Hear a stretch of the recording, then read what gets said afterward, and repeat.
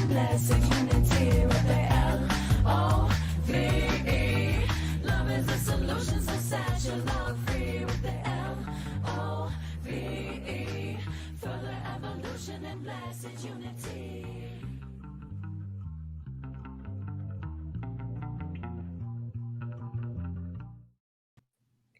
Welcome back, everyone, to the Self-Love Show. We are so excited to be here with you.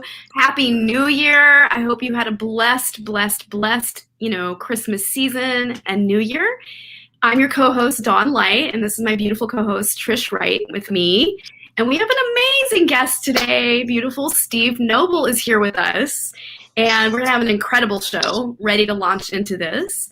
And I just wanted to say before we get started, if you're not aware of the YouTube channel, please go to it, like, share, and subscribe, because we have tons of shows from the previous almost 2 years, and we would love to share those with you and, get the medicine out to all that are exploring self-love and leveling up their ascension process and, activating their light body and all the things, right? So here we go. I'm going to introduce Steve in a beautiful way. He has an amazing bio here, and I'm ready to read it. So I would invite you to join us in a conversation about the nature of starseeds and their role in this time of ascension. We are passing through interesting times, and this is a dimension, one of our countless many, where personal and spiritual growth happens through an interplay of dark and light forces. Light is an evolutionary force that reconnects us to our divinity and higher frequencies of light and our true multidimensional nature. Dark is an anti-evolutionary force that seeks to keep us in separation and locked within a lower density. This is how the game of spiritual growth has been played out within the 3D density dimension. This is all about to change in the coming years, and we are coming to the end of a period of great spiritual darkness on the earth. And in this period between 1987 and 2030, a great shift of consciousness has been initiated. We are moving rapidly towards a 5D paradigm of existence where the old game of dark and light will no longer play out in the same painful way. The challenge for lightworkers is one of spiritual hygiene and clearing out karmic patterns that can be released to the light. So now is a time of ascension, both for the planet itself and many millions of souls on the planet. Not everyone has chosen this path, and many will continue their spiritual growth elsewhere. There are many starseeds on the planet who are waking up to their mission here. And in this dense dimension, it has been very difficult to maintain a high consciousness. This is because the underlying energetic structures of the earth have not supported it. This has been changing over the past decades as a new high-frequency grid has been established on the Earth, and many star races have contributed to this new grid. In particular, the Arcturians, the Pleiadians, and Sirians are very active in this regard. So Steve Nobel is the author of 6 nonfiction books. The 2 most recent are a free ebook entitled Starseeds and The Spiritual Entrepreneur. He was a director of a nonprofit spiritual organization called Alternatives, based in St. James Church, Piccadilly, London, for 13 years, leaving on the winter solstice of 2012. Subsequently, he began his own healing and awakening work. He has created a healing system called Soul Matrix Healing for Starseeds, and he has created a library of free resources, including meditations and transmissions to help Starseeds, which are freely available on his website and YouTube channel, which is incredible if you don't know about it. And these meditations and transmissions are played all over the world and so far. And the platform has over 135 subscribers. So good work, Steve. We're so grateful to have you today. So it's 139,000. Oh, amazing. 139,000. 139,000, yeah. So it's growing. So it's good. Good. Yay. Yeah. Thank you. That was it's such a long intro on my website, isn't it? So sorry about that. I'll cut it down. Oh, I love reading. Well, honestly, I looked at it. And I tried to cherry pick some of the most awesome things. And I was like, and I spent about an hour looking at it, and I was like, how do you cherry pick that? That was just all cherries. And so I was like, okay, here it looks, I spent kind of just like, I was like, some of the this, and then I was like, but if I put it all in one paragraph, it doesn't quite make sense because there's so much juice and so much explanation there. That it really it shows what you're going to talk about. It also shows who you are, and that it was important. Thank you. Yeah, I have my own weird view of the world, which is which has changed since I was working at Alternatives. At Alternatives, I was director of this organization. Every week there were spiritual, inspirational authors coming in. But now, where I'm looking at the world now, it's very different. I mean, I know the world is different because we've been going through a big shift, which I call the global nonsense. That's my own personal word for it. Am I allowed to say that? The global nonsense? You can say anything. Oh, can I? Oh, except for the things that'll get us kicked off of Facebook. okay. They're Well, picky. Yeah. Okay. Well, I'll say one word, which is orchestrated. How about that? I don't think you get kicked off for that word. No. So some things have been orchestrated clearly. Those with eyes that are open and ears which can hear can look at the world and going, hey, there's something not right going on in the world right now, something being rolled out. But most people in the world are looking at it going, yeah, we'll just go along with it and it's all fine. And I'm like, it's all part of the shift, and it's a painful part of the shift. But the world to totally transform is going to go through some of these things, So as souls in the world are incarnating, seeking more light, more freedom, more a new paradigm, so the old forces are going, we're going to give you more of control and more of squeezing you, and all of that. So yeah, I get it. Yeah. So so that's what we're in now. We're in a dynamic of a surge of freedom or more spiritual connection, and a response which is we're going to just do something opposite. We're going to give more rules, more regulations, more what you can do, more, all of that. And this is the pressure cooker we're in at the moment. The good news is there's more people now on the planet that are waking up, and even a situation like 9/11 was a big awakener for a lot of people, really, for me as well. Back in that time, I looked at what was going on and I felt something is not right. I heard the explanation and I was believing, all of what's going on, and I thought something not right. And that was the first thing that made me start looking at alternative, what people might call conspiracy theories. I started looking at it and going, maybe the world is not what I thought it was. And this is a good thing. I think we need to look at the world and go, the world maybe is not what we think it is, actually. Mm-hmm. Maybe the story we're getting from media and governments is not actually the complete picture, actually. It's good. People should question everything, research everything. I think it's good. I agree with you. I didn't say any of those words, did I? I didn't say anything. No? Yeah, trust those words you said, I didn't say them. No. I you can look in the private chat. Yeah, private chat. Don't say those words. Okay. Okay. Not those words. All right. Oh, go ahead. I was going to say, you were speaking of the light and the dark, right? And like this ringing expression going on between the universe, right? Between the two forces of light and dark. Wouldn't you say that kind of tension and that pressure or that ringing out is really bringing to the surface people's kind of spiritual karma to be kind of released like a pressure cooker in a way? It's like it's creating this tension to kind of bring it off to the surface for healing. Yeah. I think, this planet has been locked in a dark cycle for a long time, thousands of years. And karma, which is, what we do and choose and say and all of that, which has an impact on the world, which we get to get it fed back to us, has been locked into, sin and hell and all these things and prayers and maybe you'll be forgiven, and there's not been really many tools to unlock a lot of the stuff. But in the recent decades, because there's more light on the planet, there's more tools. I mean, we talked earlier about theta healing and SRT, spiritual response therapy, and there are loads of tools coming out now for people to deal with karma, mental, emotional karma, which is really it's a bit like, the old version of karma was, I murdered someone in a past life, so maybe I should experience being murdered and know what it feels like so I don't do it again, maybe, hopefully, that kind of thing. But now karma is something that can be transformed through spiritual practice. We don't have to go through the betrayals. We don't have to go through the abandonments or the bankruptcies or whatever it is we need to go through. I mean, to some extent, we may need to go through it to wake up. But then at a certain point, we start going, are there tools for me not to go through this? And when I started the spiritual journey in the early 90s, 91, I started waking up.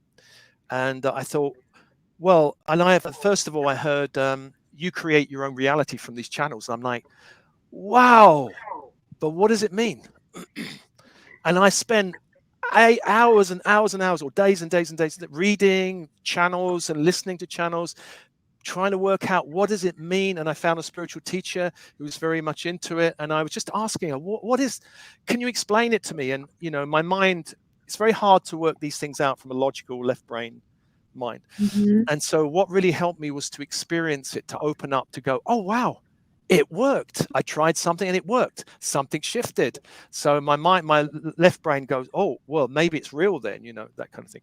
But karma, SRT, theta healing, and there's lots of other things. There's lots of angelic fires. You know, on my YouTube channel, I put out the ultraviolet fire, which I like that one a lot, and all these diamond white fires and angelic healing fires. And there's a lot of things we can actually burn in our energy field to clear it and go, I'm aware of, there's an issue here I need to look at. Let's say scarcity.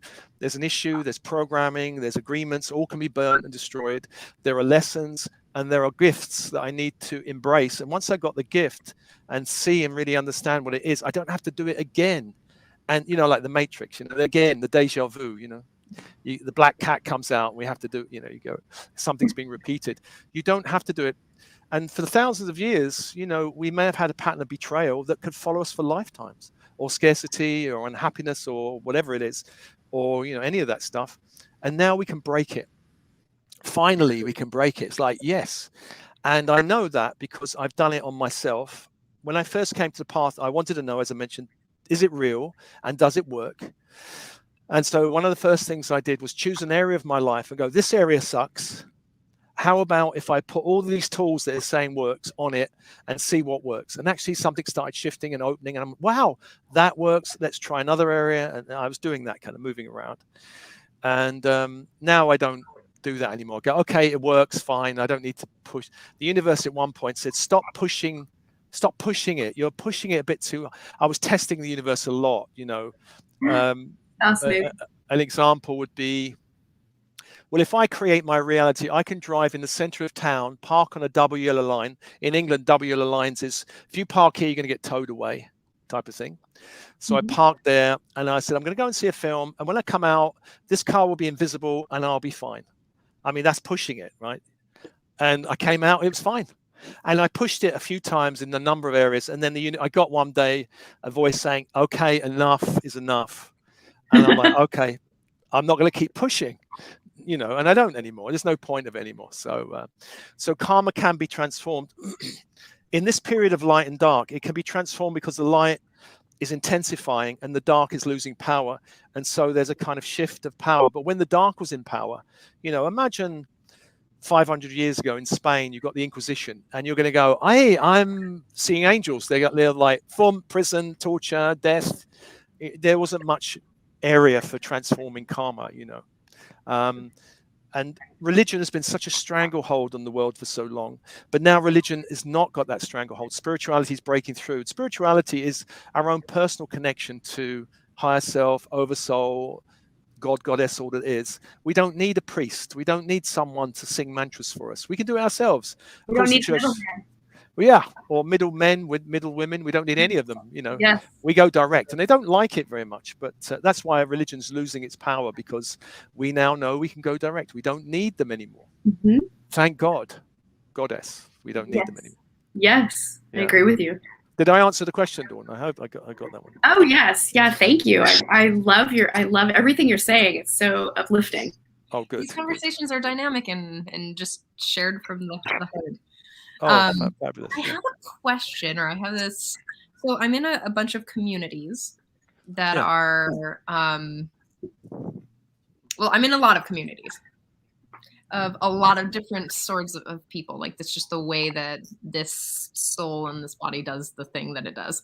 And, you know, right. So I have some very normal people. Yeah. And then I've got some really like jockey friends, and I've got some gothy friends, and I've got some spiritual friends. You know, I'm just like very inclusive. There's a specific community that are that I'm involved in that's very deep in this sort of dissolving of the separation between the light and the dark.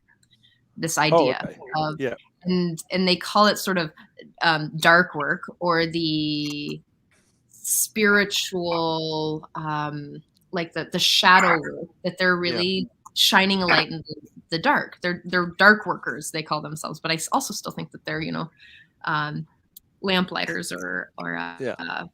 light workers in that sense as well. So I'm just curious about your thoughts on using the terms light and dark, if it's polarizing, and if there is a way that you can see using the dark in a healthy, transformative way.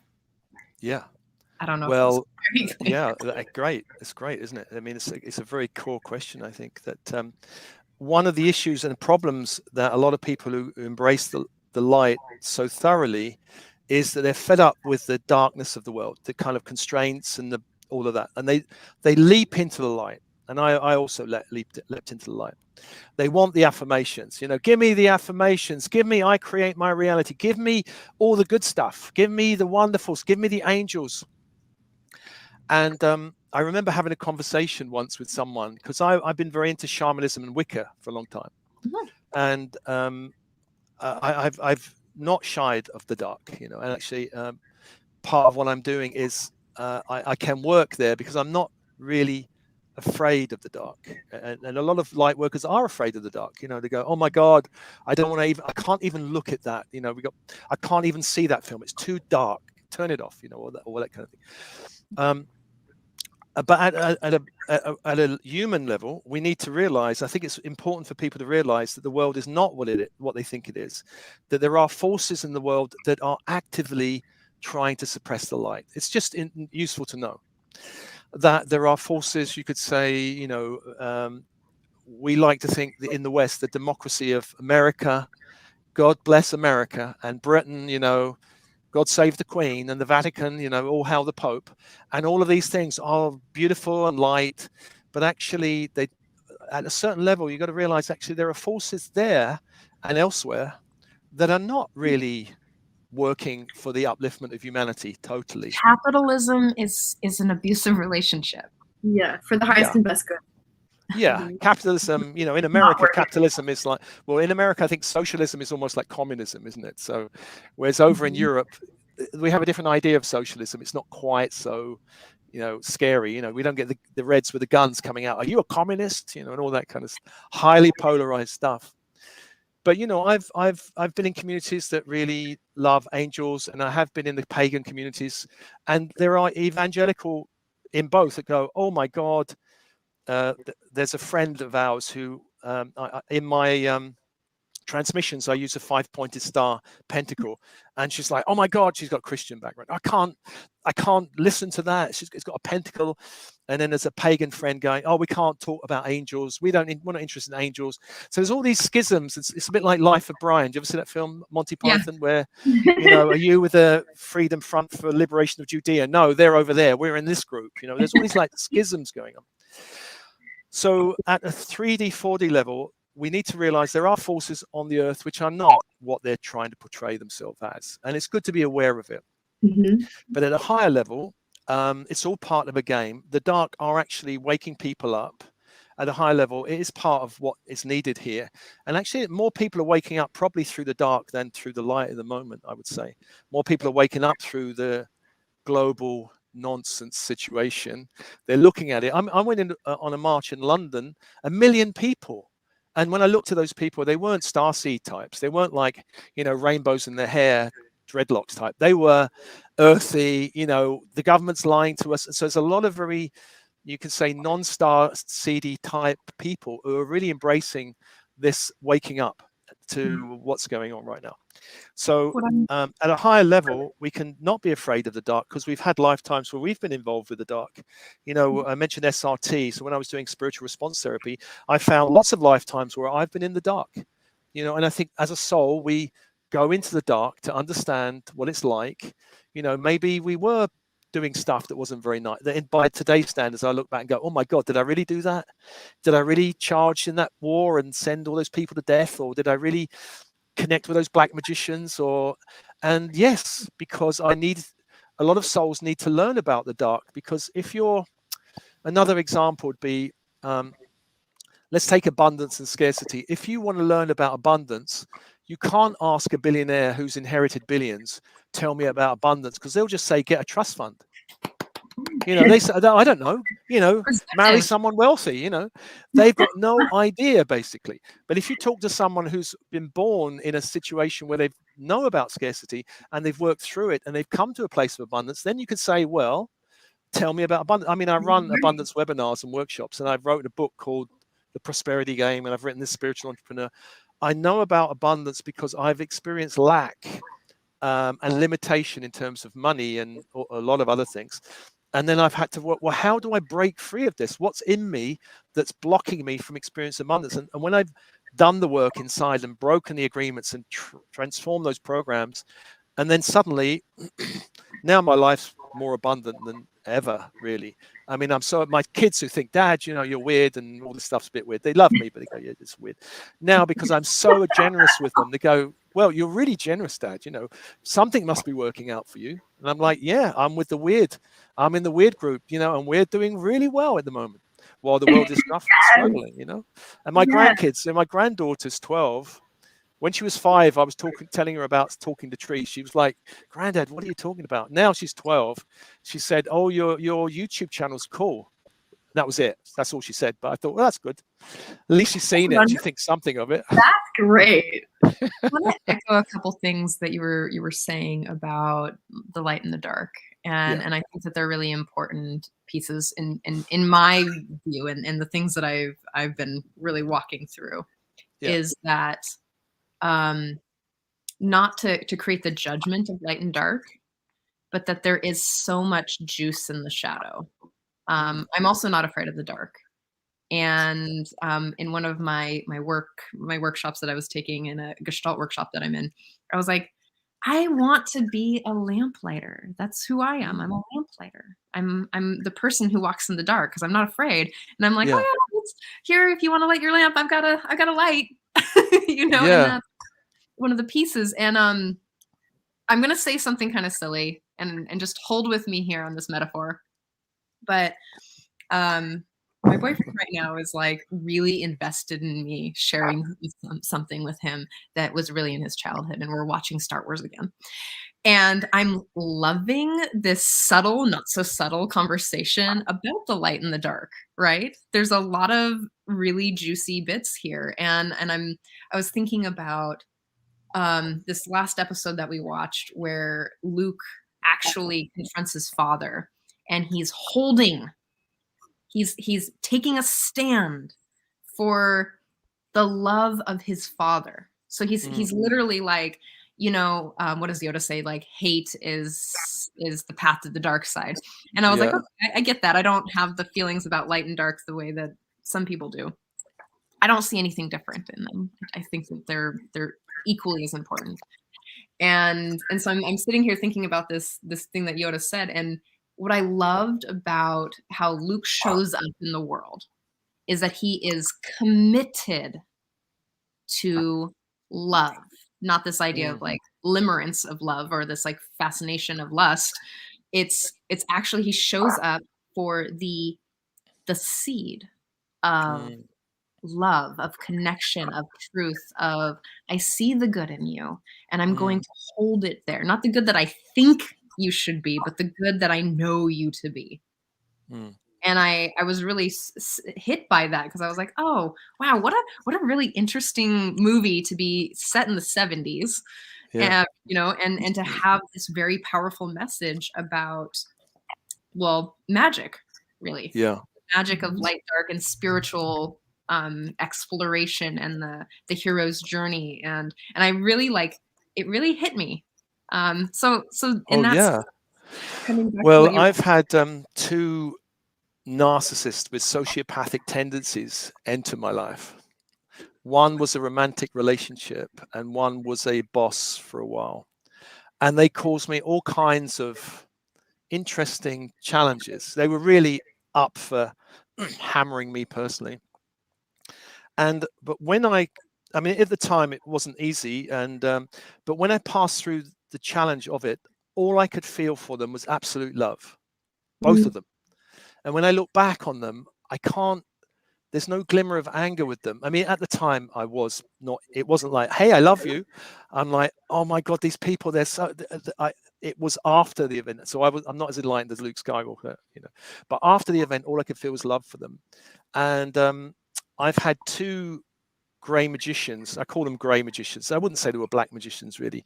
They would definitely think they were of the light, but they were like not totally of the light.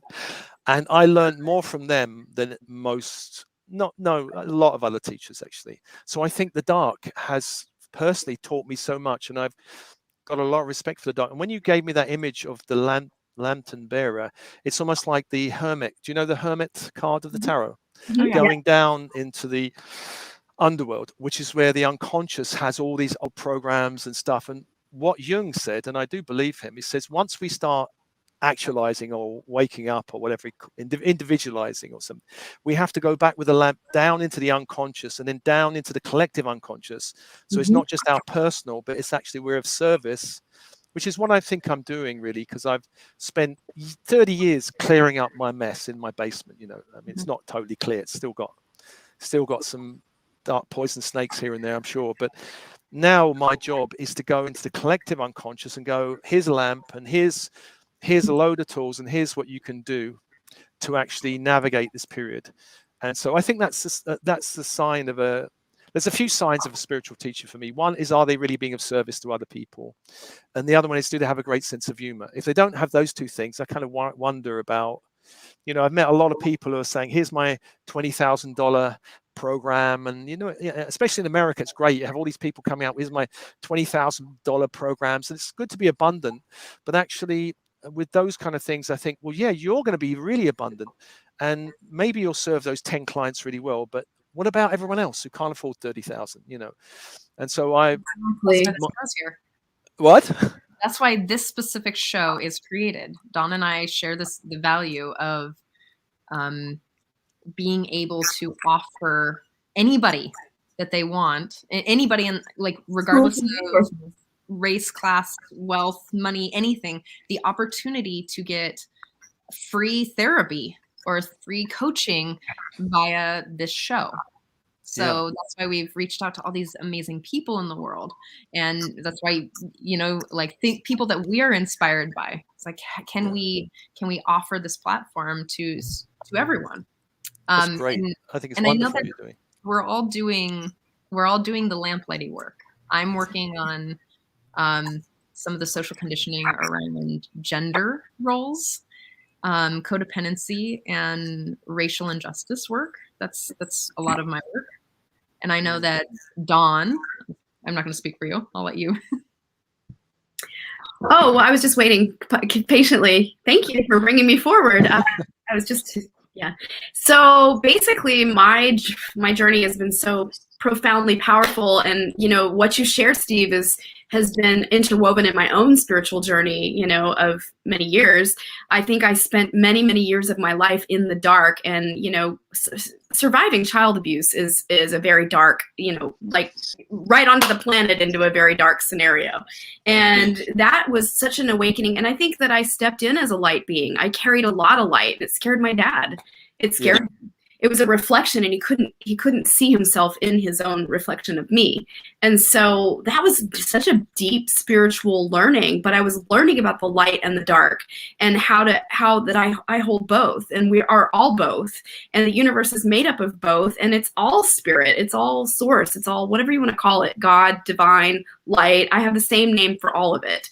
And I was very, very scared of it as a young one, very, very terrified of it because I didn't understand it. And it took me many years, but I think that I spent a lot of my life working through the unconscious. And then I gravitated towards every spiritual teaching that I could absorb. As a young one, I was like the weirdo in the spiritual bookstore, just exploring the depths of all kinds of really intricate studies, when everybody else was wanting to party and and I went to raves too at young, but I was really, really a spiritual seeker always. And I think that led me on this really intense path of healing. And it took me many years to arrive at where I'm at. And I had to be in the underbelly and work through the underbelly of the dark and really come home to it and not be afraid of it and become the lamplighter, like you say. And I have been for many souls on my path. I've been the lamplighter in a very dark time in their life. And I can honestly say that. And so the universe just kind of pushed me out into the world. And, you know, this show was birthed. And it's like now I'm stepping into the collective, like you said, collective unconscious, you know, because I realized it's like the light and the dark. It's like as if you could see the two hands of the universe kissing, right? And there's that really super conscious space in between the two hands, where it's the hand of light and the hand of dark kind of coming together, right? And there's like this powerful vortex, and it's all the universe. And that's how the pressure is created for the awakening, because we're all here on this planet to awaken.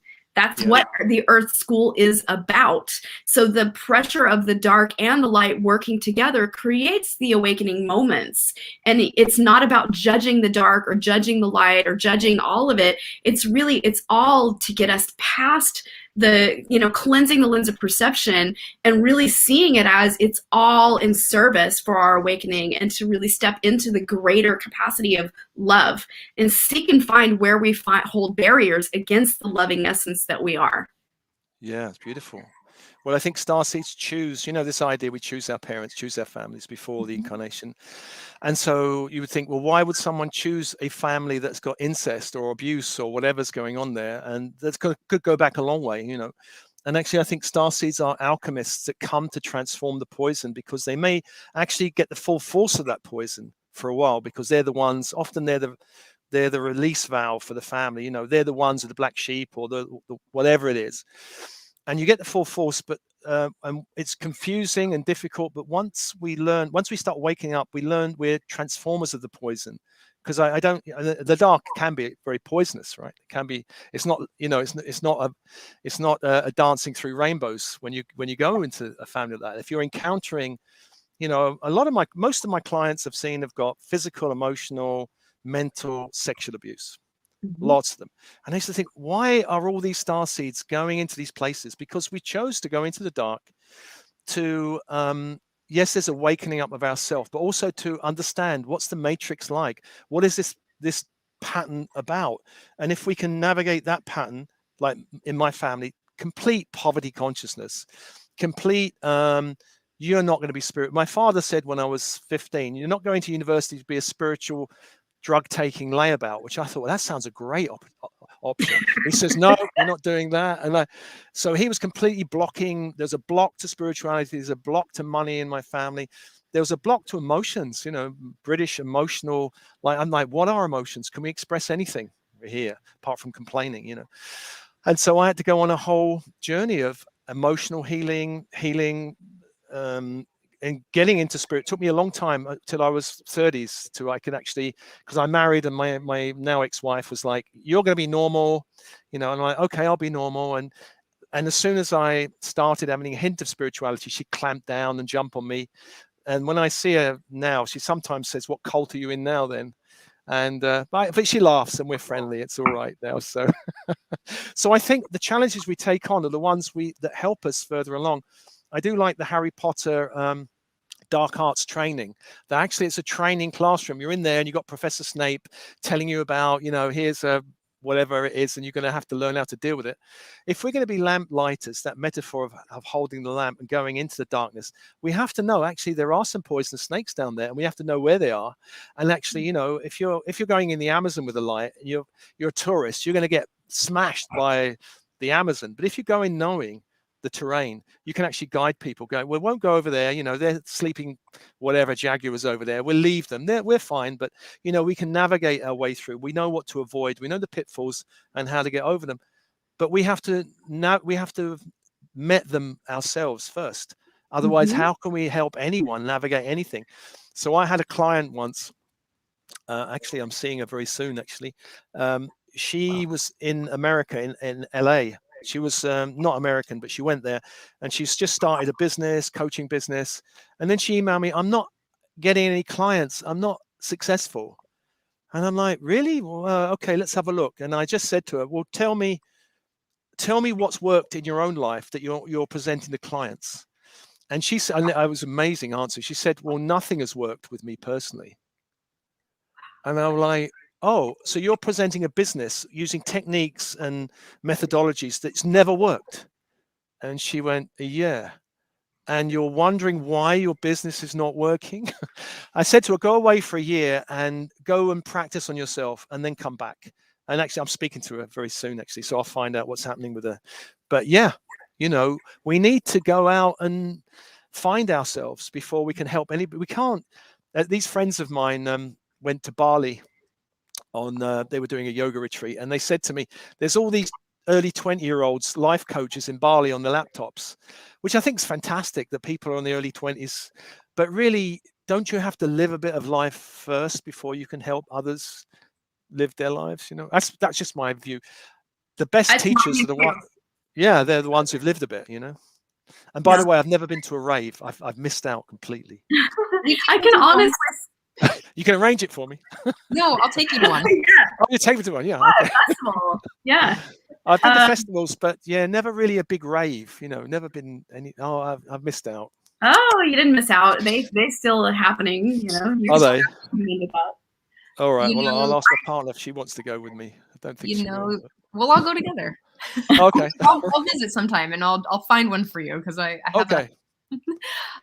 I can honestly say though, like really what you just referenced about how can you really help someone unless you've really been through it, and that has been the reason why I do what I do in my coaching field is because I'm here to truly serve people, to help them untangle from all the parts of the patterning, because I've learned to do it in my own life. I had to do it.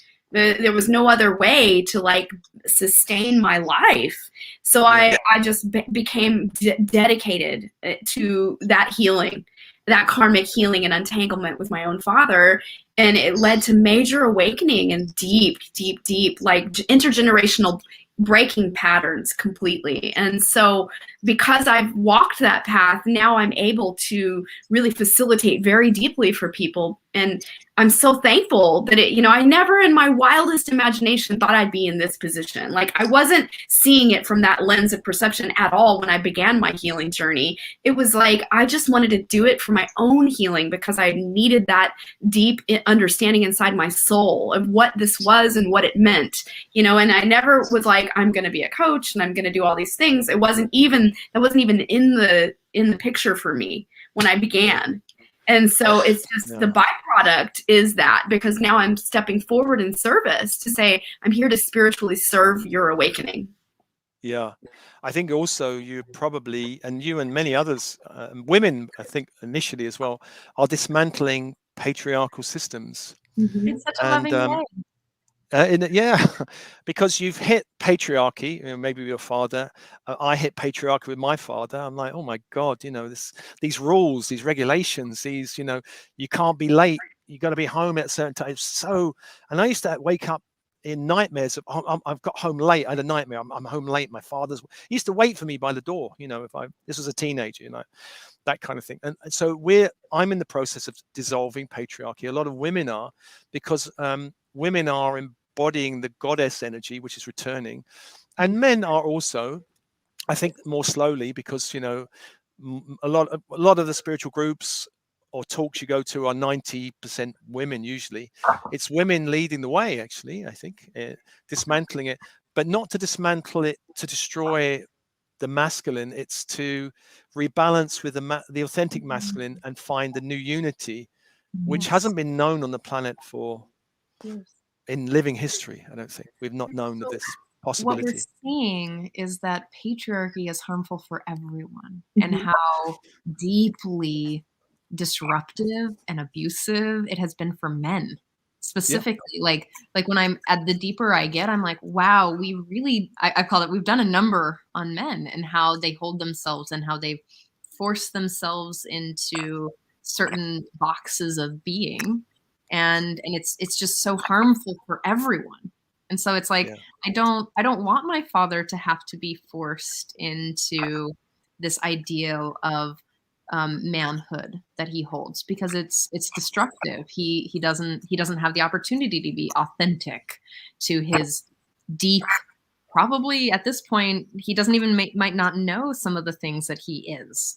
Like he hasn't been able to explore because of the shaming that social conditioning does. And so we're seeing that, you know, I think that's why we're also seeing a lot of androgyny come into play, because we're also seeing the harmfulness of how gender roles have created a lot of just separation, and that there is no, you know, there really isn't these gender roles, and they were based in patriarchal and oppressive systems to keep people separated and alone.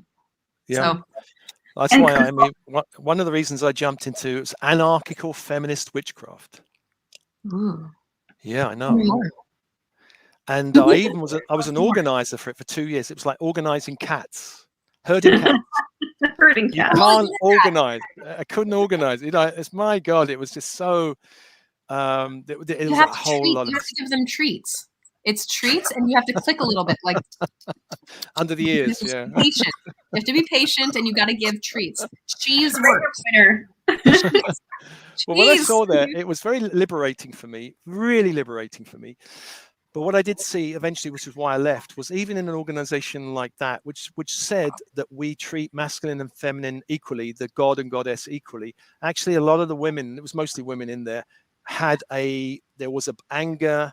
They went there because they were angry with patriarchy. They, you know, all of that stuff, and I could feel it in them. And I remember it one ritual in a big wood. So we'd gather every ceremony, you know, every equinox and all this kind of thing. And I mean, occasionally the police would come and they would try and break it up, but they never succeeded. We kind of beat them off, saying, you know, well, anyway. So there was one particular ritual where, you know, there's a lot of singing that goes on, you know, invoking the goddess, invoking the elements. And most of the songs were about the power of the goddess. And there's one or two about the power of the wild masculine. And I remember in one ritual, this woman said, before we started, she said, look, I know you want to sing the wild masculine song, and that's fine, but can we not invoke wild stags and can we just have it more subtle, like strawberries and mushrooms? And I'm like, what?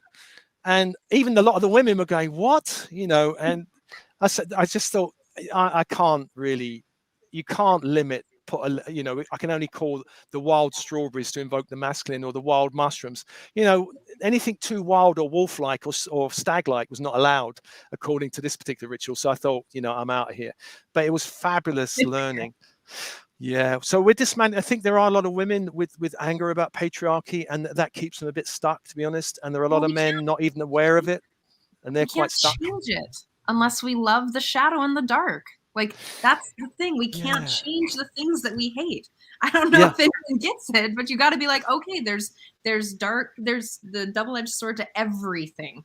Like, they're literally called the weaknesses and strengths.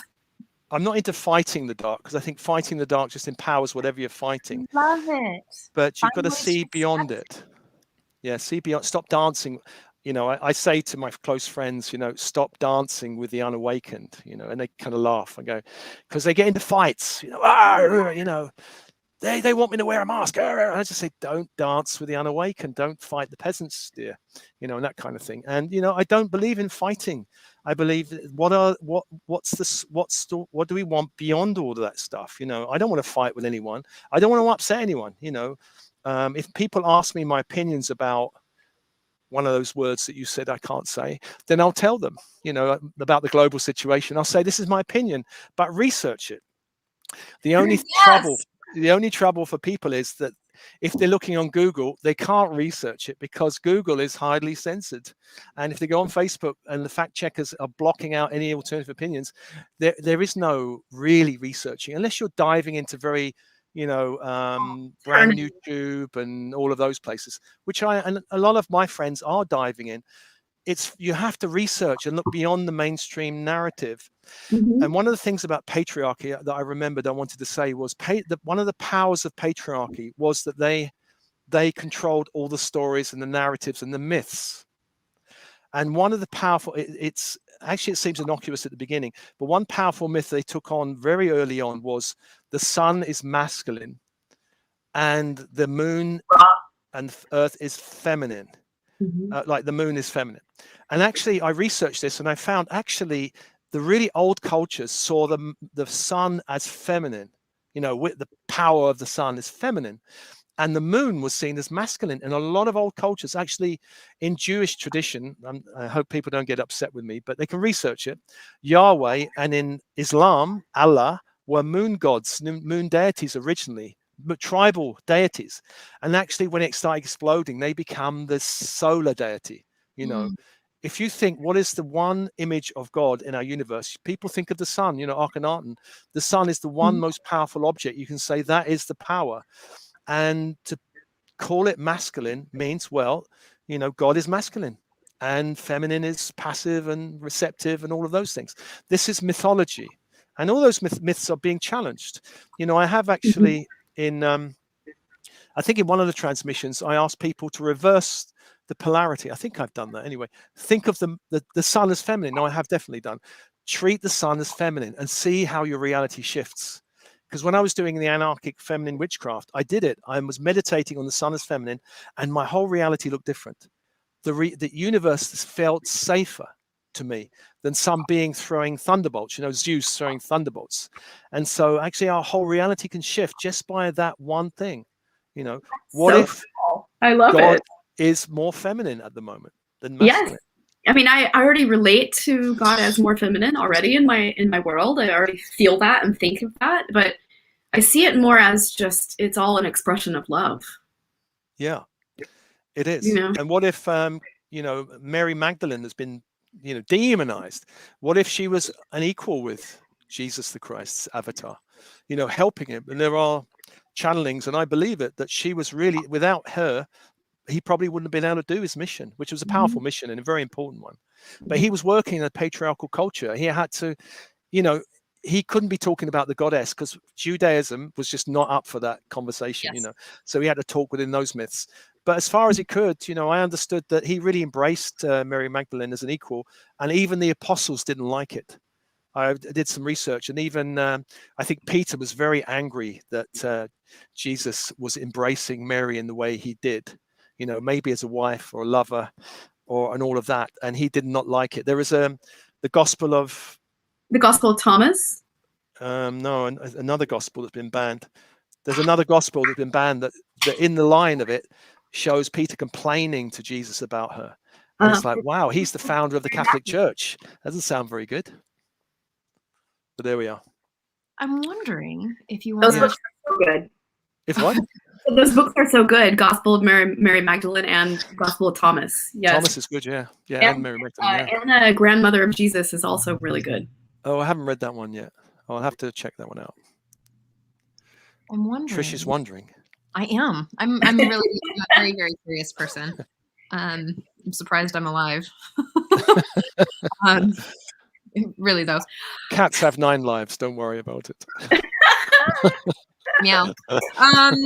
So I'm wondering if you would like to share a little bit about Starseeds Ascension for the people who are watching and the people who are going to watch the replay. How we can you probably came here with something that you want to share, but I also like if you can roll into how people can learn to surf the waves a little bit better, easier. Yeah. So you're not like all these doorways that keep opening and the conscious and unconscious shifts that are happening and the vibrations that we're moving through. I'm wondering if you can share a little bit more about Starseeds Ascension and how to, Yeah. So Starseeds are, well, first of all, we have to say that the soul is multidimensional, really. And you've disappeared. It's just me. I'm looking at myself now. Okay. So starseeds are, well, the soul, you're still there. The soul is multidimensional, which means we live in many dimensions. We've experienced many dimensions, many planetary systems. And this is just one dimension of the Earth, actually, one of many. And this one is going through an ascension, which means more light is coming in, the vibration is increasing. So starseeds are here. Starseeds are basically souls that have a greater awareness of their multidimensional nature, because all souls are multidimensional, but a lot of souls have been here for a long time. It's a bit like they've been in school for so long, they don't realize there's anything outside of the school. They go, well, this is it, you know, this is the boundaries, this is the reality, and this is who we are. And so starseeds coming in, come in with a different view of reality, with a different possibility. And they're like this, they look at the world, usually starseeds, and go, there's something not right with the world. It could be so much different, but they don't know how different it is. But they're usually attracted to very futuristic things, very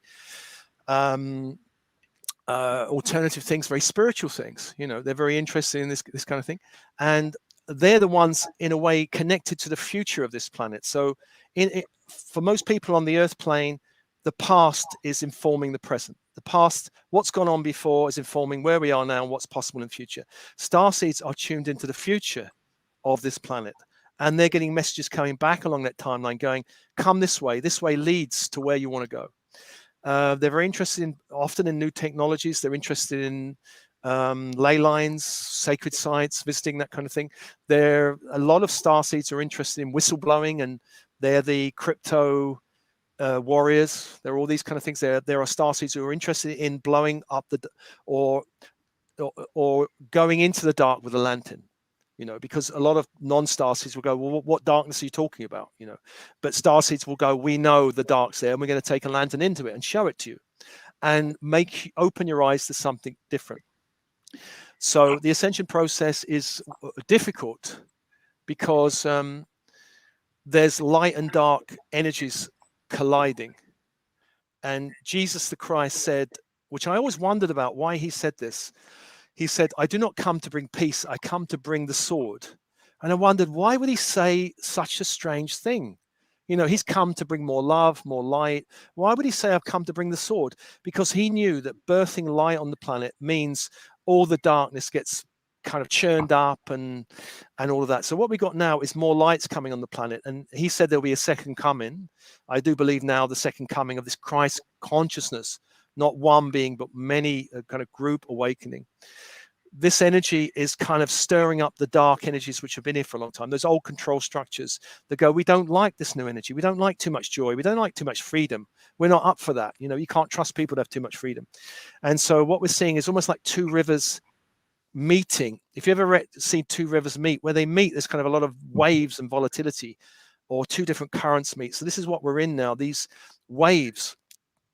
And these waves are breaking down some of the older structures, politically, financially, you know, all layers, levels, corporations. The corporate world is shifting as well. So, you know, in England, we've had Brexit. In America, you've had the Donald Trump show and now the Joe Biden show. And between the two of them, it's a pretty interesting show, I should think, for you guys. It's pretty volatile. It's been a volatile time. And this volatility is needed. So people who are waking up will experience ascension symptoms, and there might be physical. You might get headaches. People even might think they've got brain tumors or heart problems. But it's just ascension. You can get really bad pain. I've had bad pains in the heart going on. Feels like my heart breaking at times as a new energy is pushing out. Even in the head, as the pineal gland starts expanding, it can feel like pressure in the head. Sleep patterns change. Dietary, you know, I don't eat the same as I used to. Mm-hmm. I might eat I eat less now. I feel that I'm getting more pranic energy than I was before. Emotionally, roller coasters, crying, elated, crying, sensitivity. Sensitivities can go through the roof. Starseeds are highly sensitive anyway. It can go through the roof. And, you know, you want to avoid anything that's going to kind of spark, you know, flashing lights and loud sirens. And, you know, for me and my partner, we want to move. We're in a very quiet zone now, but we're even thinking we'll move somewhere even quieter eventually, you know, in the middle of nowhere or something. There's all kinds of stuff in the ego, yummy, you know, the ego can start going mad. What are you doing? Why are you doing this? Why are you hanging out with those losers? You know, are you some kind of hippie? You know, all this kind of voices start going on as the ego gets triggered. So, you know, this has to be dealt with and met. Again, not with anger. We don't fight the ego. We kind of love it, dissolve it, become aware of the programs. we carry a lot of programs in ourselves, and the more light, the more we step out and align with the light, the more those programs get revealed, and we get to see them. Oh my gosh, I've got a lot of scarcity. I've got a lot of fear around intimacy. I've got a lot of whatever it is. I've got a lot of doubt. Can I do it? Am I worthy? Do I have permission to do it? Or whatever the program is. They come screaming out. And when they come screaming out, of course, we need resources and help and teachers and channels like the one you're doing. We need resources to help. How do I deal with my inner child that's feeling abandoned? How do I deal with my inner adolescent that had all these sexual issues that were kind of met with derision and, and what do I do with my sexual energy if I blocked it? What do I do with my creative energy if I've been blocking that? There are all these things that come up that go, all of it wants to be witnessed, embraced, loved, and become a unified, so that we become a unified self. We're no longer at war with ourselves. We're no longer on the one hand, I'd love to do this, but on the other hand, I'm afraid all this kind of internal wars start to end.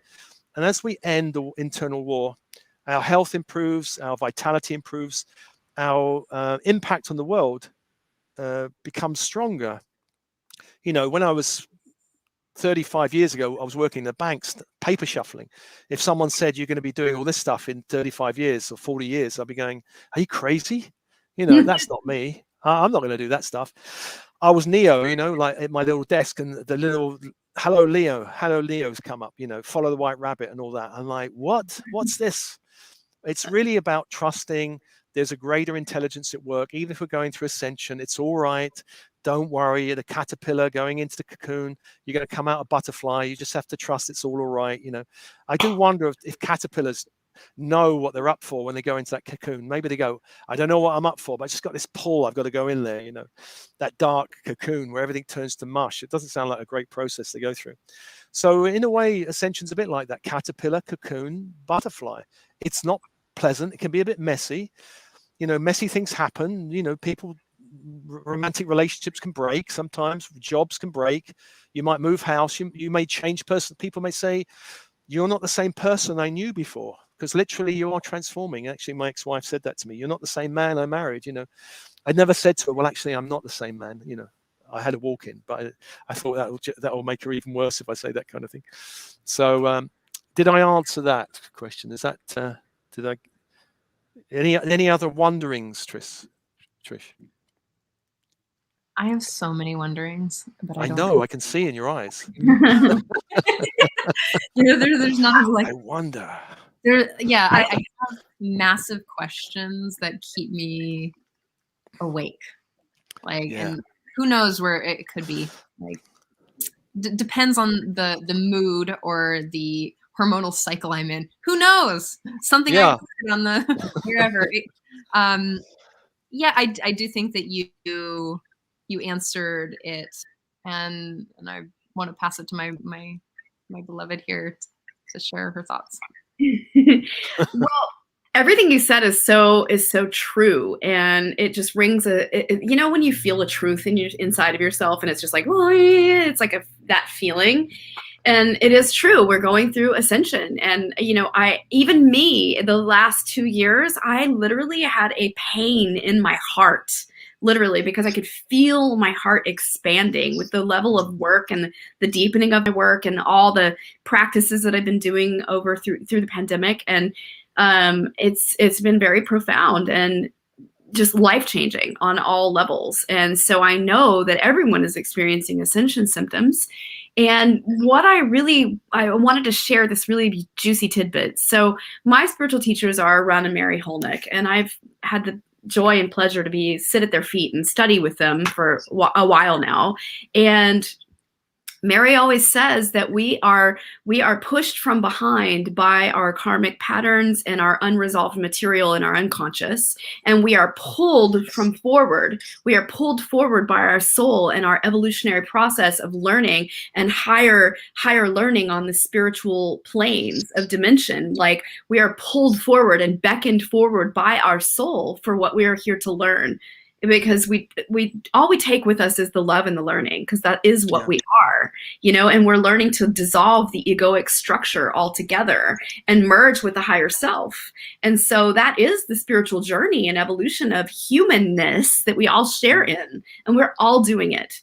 No matter if someone is unconscious and not understanding it, we're all doing it. We're all learning to embody self-mastery. Yeah, that's beautiful. You have to tell me who these people are. Send me a link or something. I'm eternally curious about people out there. I had a recent vision of kind of exploding into multidimensional light. Similar visual as the logo on the banner behind you. Oh yeah, the explosion of light. Yeah. And we have fellow Starseeds here. Hi, Brielle. Yeah, She has a question exploding. What catalyzed your awakening? How did you go from banker to paper shufter to who you are now?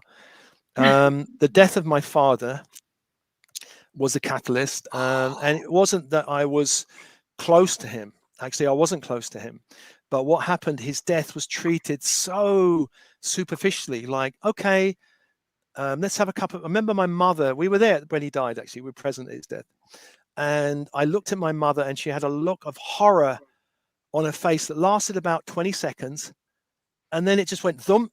Oh, let's have a cup of tea. And I was like, oh my gosh, I saw what happened. She just shut down. Like, I mean, my mother was pretty shut down, but the death of my father opened her for 20 seconds and closed her.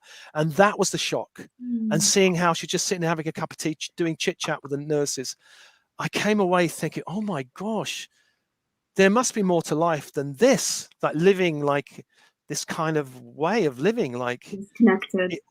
Yeah. And that sent me, that question sent me on the journey. And I found, the first person I found was I decided, my ex-wife is Portuguese, and I thought, well, maybe I should learn Portuguese. I probably should learn Portuguese, you know. And I went for this Portuguese teacher, and she turned out to be a white witch. And I'm like, oh my God. And eventually I said, forget about the lessons of language. I want to learn about the crystals. Lend me those books. I want to learn about tarot. And she just started to teach me. And I was like, oh my gosh, she was into Wicca, and she opened this whole world. And then I found a crystal healer, and it was just like one pointed to the other, found a spiritual teacher.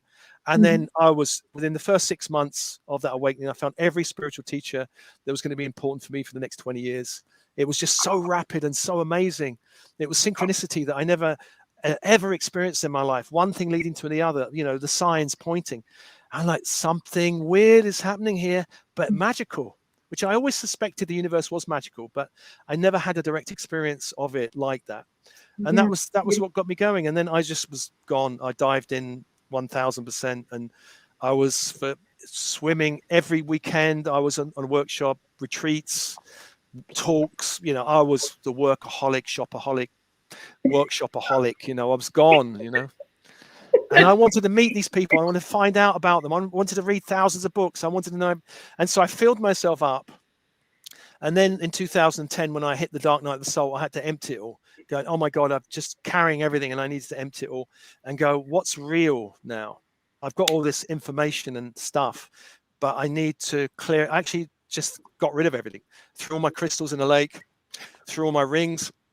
I had these rune rings, which was made by this kind of druid under a full moon, singing the runes, and I threw them all in. I got rid of everything. I wanted to strip everything away, and I wanted to find out what was real. And it took 6 years to come out into this. And it was very difficult, actually, very, very difficult time.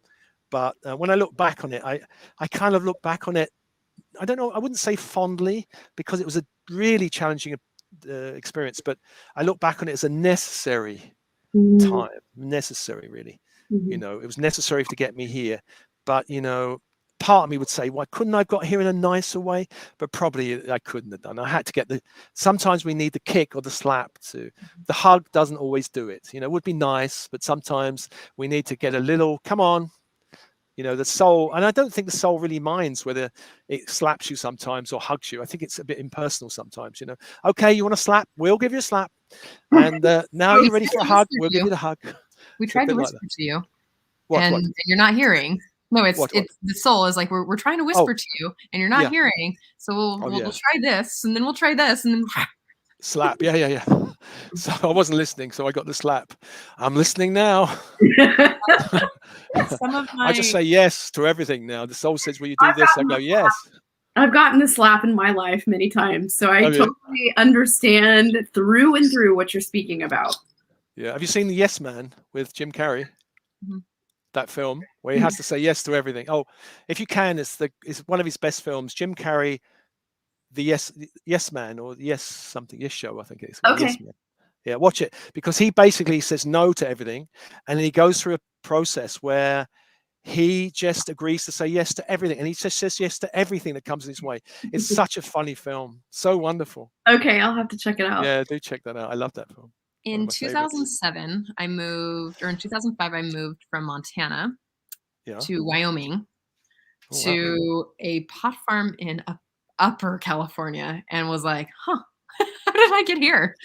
And then in 2007, I was like, I'm gonna take some of this trim money. I'm just gonna tell you honestly, y'all, I know,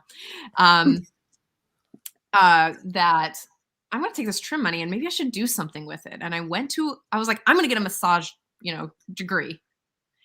And I picked probably the most esoteric massage school that I could possibly have picked. It was called the Mendocino School of Holistic Massage and Advanced Healing Arts. And I had a blowout awakening there, and it sent me on the journey, like rebirthing to crystal healings to holistic hypnosis, and that just catapulted me on the path. And I've learned all sorts of things. I'm not going to go into it. But what you just said about your dad dying, and on November 16th, the first of my 6 parents, because the man who raised me and a lot of the personality that I have is him. He really fostered a lot of my authentic personality growth. He passed very quickly, and I was untethered. I was present in the physical plane, but I was untethered elsewhere. And when I woke up from wherever this like place that I was in, at my Gestalt retreat, a year-long facilitator program that I'm in, what happened is I got hit by a truck of some kind, and I'm on this path, and I got hit, and now I'm on this path. Like it just dropped me into a different timeline, and it's so amazing the shifts that have happened to land me back into my integrity. Like the place where I felt here and like solid and focused there, it just and now I'm like, oh no, this is what integrity of authentic spirit, of connection, of love looks like, and I'm just on a very different path. So Yeah, it can happen like that, can't it? Whoa, I'm kind of like, whoa. And the timing can be brilliant. I find the soul or the higher self just has a sense of timing, which is brilliant. It's almost like it knows the exact time to initiate something. Because for example, I was in the corporate world and I wanted to resign. And I even wrote a resignation letter, and I was like, should I present it? And it was just like, oh, I don't know. I don't feel it's right. And I'm denied. And this went on for a couple of years, and then I'm resigning. I'm out of here. And I got it's time. I got the sign, resign from the universe. I resigned. It was the perfect window that propelled me into this other opportunity that I would have missed if it was probably 6 months before or later. So I became a director of this organization that I didn't really have a CV of spiritual MAs in spirituality. I was just like, who am I? But it was the right moment, the right time, the right kind of drama was going on, the right number of resignations were happening. And I was at the right spot when someone said, you want to be a director of this company? And I was like, okay, all right, why not? And it was just, and when I look back in hindsight, it was the timing was perfect. Also, I had this feeling of leaving alternatives. I've been there for a long time. I had to leave on the winter solstice 2012. Very dramatic, isn't it? That important gateway. I thought, am I being dramatic? But I got this, just do it. And I'm like, okay. So we did this big ritual in the organization. It was really great fun. I had a big party afterwards, and I was out. I was gone. And there I was. It was just these important moments that, my ego says you're being a drama queen, but my soul says just do it. Leave at that date. I'm like, oh, okay, fine. I don't know if you get it yet. I'm sure you do, but humaning is dramatic. Yeah. Humaning is excessive. Like the spirit, I think I'm convinced that we came here to come to this planet as like a Disneyland experience. Disneyland is amazing, and it also sucks at the same time. It is. Of course, we're here for sensation in the body and all the feelings. Like, bring it on. It is highly entertaining, Yeah. Well, when I was a director of alternatives, I used to always listen to the gossip. Spiritual gossip was wonderful because I wanted to know. Yeah, I hear these guys are on stage and they can say the talk, but what's really going on in their organization? What's really happening with them? And I would find out, well, he's sleeping with her, and I'm, wow, really? Is this what's going on? And it's not that I care if he's sleeping with her, but it's like, are they doing what they're saying?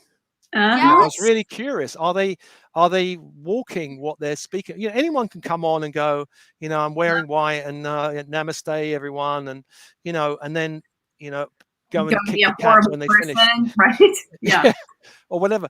And I think one of the things I like, and I think people like, is that I'm down to earth. I think I'm kind of an earthy alley cat type. I'm not like a highfalutin spiritual. Let me just tell you all of the spiritual words which I know are going to tick all the boxes. I don't care about it. I do swear sometimes, quite often, and I do very straight. My partner says, if the people following you knew that you did that, they would be so shocked. I said, yeah, write about it one day, in your book, say My Life with Steve or whatever. And he did that. No, he couldn't have done that. And and she also tells me that she appreciates that I'm not trying to do the airs and graces of a spiritual teacher, which I think is, can I say bollocks? Yeah. Am I allowed to say that word, bollocks? Yeah. Go for it. Do you know what that means in America? Do you have that word there in America, bollocks? I believe in saying, if it's real, if it's dirty, if it's dark, if it's like whatever it is, say it, and don't try and put a nice shine on it. Just say what it is, really. And from there, you can do something. Authenticity is relatable, and that's honesty and truth. Like the radical truth telling or radical honesty is really where we can be human, where we can be seen, and where you can actually connect with someone. We are spiritual beings having a human experience. Yeah, and it's funny. Greater intimacy. What? It builds greater intimacy. Oh yeah. Because it strips away all the mask that want to be weared, and just be authentic and just be yourself. I think the human experience is the funniest thing you could ever invent, really. When I think of certain things, like when I think of, I said to my partner, who could have sat down and thought about sex and worked out the dynamics of sex? All of the physical structures and what has to happen. Who worked that out? Why don't we just lay eggs or something? Well, what's the big deal? Why? Because it's such a dance, isn't it? It's so intricate, and it's caused so much heartache, and it's so joyful and delicious, and it's so beautiful and so weird. The whole thing. I think in some dimension, I go, we don't have sex in this dimension. That's so 3D Earth or something. I'm not saying I don't like it, but it's kind of funny when you look at it from a kind of different point of view. Or other things, like even sometimes I think eating is strange. Why am I eating? I like eating. I go to restaurants and I love it, but it's a strange thing that I have to keep feeding the body. Somewhere I know I don't have to feed the body, my light body or whatever. Totally. It's strange. Way. And going to the irritated that I have to eat again. I'm like, or farting. It's just like farting is so weird. Someone invented it because you need it to release and to open, and I'm like, farting is weird. I just think the whole human experience is weird. But, my 11-year-old, he thinks it's the funniest thing on the planet. He farting. loves any fart jokes or butt jokes or that stuff. Oh, I do too. We have a Santa Claus little butt that our friend gave it to us, and you push it and it sings this whole farting Christmas song, and it's in the Christmas box. And I swear we put the Christmas tree up, and it was the first thing. He rummaged through the whole thing, and he was so happy to get it out and make it sing and put it on the tree. Well, when if you're dating a new person, farting is one of those things you want to avoid, right? I did. My partner did. And so basically, after 6 months, I said to her, right now we can be honest. I'm releasing to the past. We're walking along the high street, I'm releasing to the past what needs to be released in the past and what needs to stay in the past. And she'd say, what? And then she understood. And so this was the thing I'd say to her. I'm going to release to the past. She understood, huh? Well, we're walking at speed, she could pick up speed or something. And I'm like, right. And so that was our way of getting around the kind of embarrassment about, well, we actually do, people do fart, don't they? Really? And so that's our way of handling that one. Heaven forbid the human body off gases. Oh my I God. know, but Funny thing, now you can add the tagline, I'm releasing to the past every time you do. it sounds very spiritual. Sounds So wonderful. my partner and I have this thing where we're like, there's weird things. There's things that we do. Like humans do things, and he's been embarrassed about his farting before, and he's like, "Can you just say thank you when I do it?" And I was like, "All right." So he'll be like, "Brrr," and I'll be like, "Thank you." And he's like, Really? I'm yeah, gonna suggest that one. I'm not button sure it pushers. work. We definitely like to flip the script on everything. I don't date like that, Steve. I like to play on the first date the make or break game, and it looks What, a little farting? like well, I'm not gonna just like, I'm not a very farty person, but who knows. Yeah. It looks a little like, here are all the quirky things that I do that other people have hated. I'm Right. cool with them, but here's the things that you probably should know that other people are like about.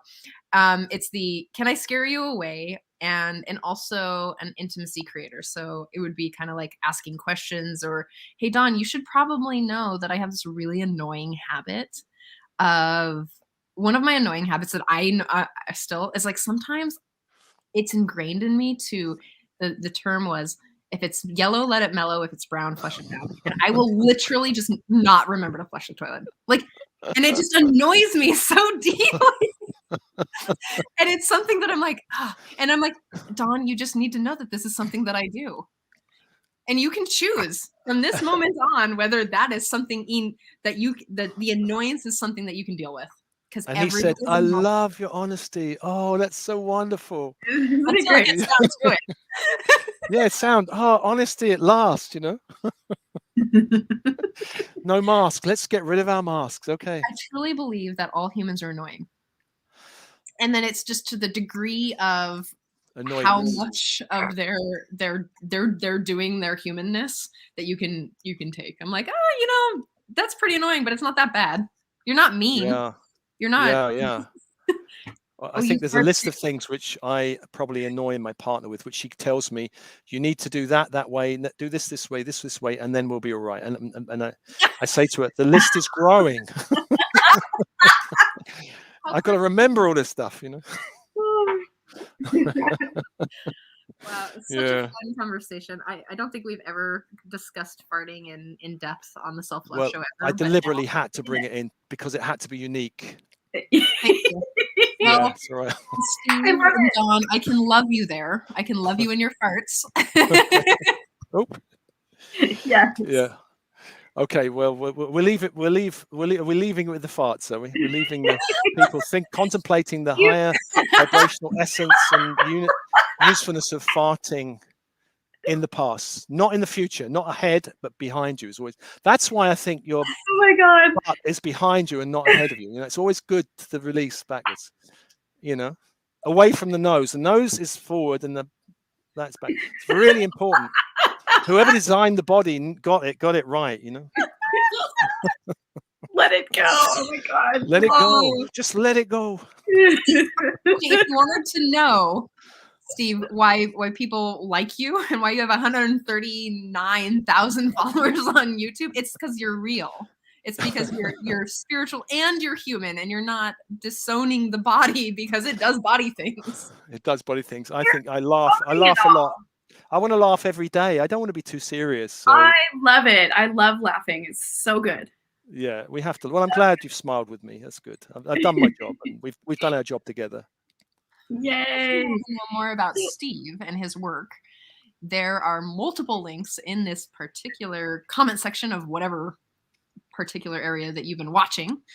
And so whether it was on the Self-Love show or on Love Coach Academy or Unify or wherever, you can find Steve's information and website here. He's at thesoulmatrix.com. What will they find there? Ooh, what will they find it? Well, they'll find loads of resources. They'll find a free.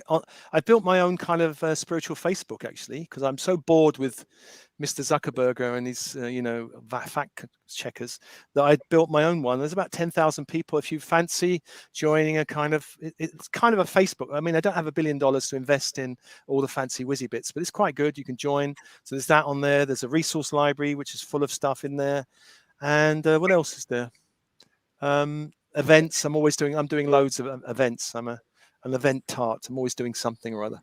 Yay! Did you just think whizzy bits and event tart? I'm Yeah, you haven't heard this before, have you? It's a new vocabulary. Whizzy bits. I love that. Lots of whizzy bits. And I'm a social media tart, so I'm on all I'm on all the social media platforms. I love them. I mean, Facebook I used to love, but now I love them less. I'm still there. Yeah, I'm still there. So you'll find me everywhere. Instagram. Are you guys on Instagram? Because I'm on Instagram, Steve Nobel 101. If you want to find me there, I show you all my I do weird socks pictures and things like. What have I got on? I've got my. Oh look, I have to show people like my socks. I've got a sock fetish. There's my alien sock. Do you know Mark Sims or Elizabeth April? Oh, Elizabeth. I've interviewed Elizabeth April. Yeah. Isn't she the most like sweet little delightful starseed on the planet? I'm like, oh. She's great. Oh. She's so lovely. Yeah, she's lovely. I interviewed her. She's really nice, and great intuitive, I think. Mm-hmm. I don't know Mark. I haven't met Mark, but I met Elizabeth. Well, there's just so many good people out there, and I want to meet them all if I can. Yes. All the kind of weird starseeds that come from weird places. I said my partner. We say she's a princess from Lyra. She has a kind of cat like me, and I have to treat her like the princess of Lyra. And she's, but all these people from different places, they're all quirky and different, weird in different ways. It's so nice to meet a kind of soul tribe of weird. That's what we are, I think. My husband and I have a really running joke that we tell each other all the time, that we call each other spiritual weirdo. Yeah, we are. I think we are. Yeah. It's so true. And you guys are so different energetically from one another as well. It's so different, but you work very well together. Yeah, thank you. Our friendship is very, very deep. We've talked a lot about being like aspects of soulmates. Yeah. A lot of our pictures together, people are like, "Are you guys lovers?" I'm like, "No, we're really good friends. This just works." Like the way that we manage our relationship and work through challenges, it flows. We're really walking the talk. Like not everything in it is easy. Like no marriages or relationships are always easy, and we hold each other in respect and love. And yeah, we're very different, and we help each other through the crunchy moments, like utter freak out and like, wow, I'm losing my shit, and then it's like, okay, come back, and we help each other in that way, Release the past to the past, in the present moment, all of that. I know. Wise advice. We all need spiritual friends. We need them. We do. I've got one or two that I call up. I called one up today. I've known for 30 years, and we just laugh. She's got such a weird sense of humor, and we laugh. And she's a brilliant soul reader as well. So I just ask her for feedback. I think it's also important to have people who can feed back to us what we can't see. Yes, it's very important. That's love. Yeah. That's like love, when someone's willing to show up and be like, "Hey, you're doing that thing that you do again," or not flushing the toilet. I know, it's so annoying. I've never heard that one before. Oh my God. My parents, I didn't grow up very wealthy, so they were very conscious about the water we were using. There was 3 kids in the house. Okay, that explains it, right? 3 kids, 2 adults. Like there's a lot of stuff, and so it just became this like ingrained habit. And man, sometimes I will be like, I forgot something. Yeah. And I'll be like, crap, I have to go back to the house. Crap, literally. Let's go back to the house. Let's go back. Let's release the floaters. Let's let it go. You're so funny. When you come to California, let's have tea. Yes, let's have tea. Definitely have tea. Let's have tea. Yeah, okay. And I was in Oregon not so long ago, and in Oregon you've legalized weed now. And I went into one of those shops, those weird weedy shops, and they said, "Oh, here's some weed pills. You can microdose." I was like, "Really?" And I tried them. It blew. It like, oh my God, I was paranoid for 2 days. I'm like, oh, I can't do that. Oh. No, I'll just do tea here. California, Oregon, tea. Don't try those weird pills again. The CBD is really, really good, and it doesn't give you the paranoia. It's without the THC, and that's really good. The CBDs are amazing. Yeah, I've got CBD high strength, but it's the THC I can't take. Me neither. Yeah, it's super strong. These days, it's so strong. The way it's grown, it's crazy strong. Yeah. Cool. If I consume it, I straight up get into full on like one with the universe, like channeling mode. Like there is no like casual hangout. Like I drop right into like full on channel mode, healing channel mode. Wow, maybe you should try it online sometime and record it.